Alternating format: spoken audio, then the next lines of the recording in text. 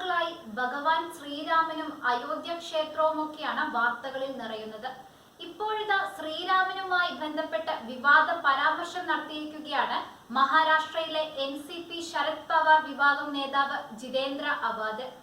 അയോധ്യയിൽ നിർമ്മിക്കുന്ന രാമക്ഷേത്രത്തിന്റെ പ്രതിഷ്ഠാ ദിനമായ ജനുവരി 22-ന് മഹാരാഷ്ട്രയിൽ മാംസാഹാരവും മദ്യവും നിരോധിക്കണമെന്ന് BJP ആവശ്യപ്പെട്ടിരുന്നു. ഇതിന് പ്രതികരണമായാണ് NCP നേതാവിന്റെ വിവാദ പരാമർശം. രാമൻ സസ്യാഹാരി ആയിരുന്നില്ല എന്നാണ് NCP നേതാവിന്റെ പരാമർശം.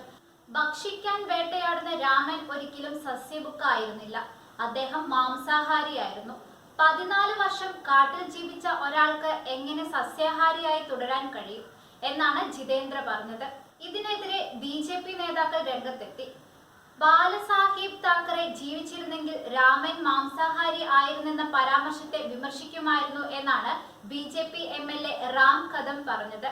എന്നാൽ ഇന്ന് ആരെങ്കിലും ഹിന്ദുക്കളെ കളിയാക്കുന്നത് ശിവസേന ഉദ്ധവ് വിഭാഗം കാര്യമാക്കുന്നില്ല. അവർ നിസ്സംഗരാണ്, മഞ്ഞുപോലെ തണുത്തവരാണ്. എന്നാൽ തിരഞ്ഞെടുപ്പ് വരുമ്പോൾ അവർ ഹിന്ദുത്വത്തെ കുറിച്ച് സംസാരിക്കുമെന്നാണ് റാം കദം എക്സിൽ കുറിച്ചത്.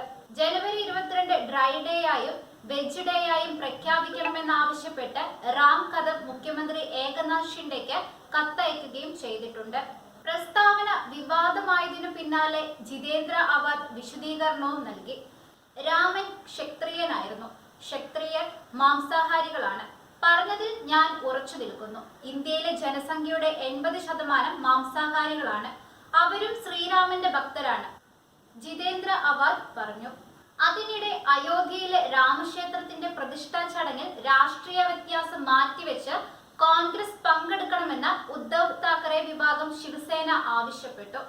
കോൺഗ്രസ് അധ്യക്ഷൻ Mallikarjun Kharge, parliamentary party chairperson Sonia Gandhi, Lok Sabha കക്ഷി നേതാവ് അധീർ രഞ്ജൻ ചൌധരി എന്നിവർക്ക് ജനുവരി 22-ന് രാമക്ഷേത്രത്തിൽ നടക്കുന്ന ചടങ്ങിന് ക്ഷണം ലഭിച്ചിരുന്നു.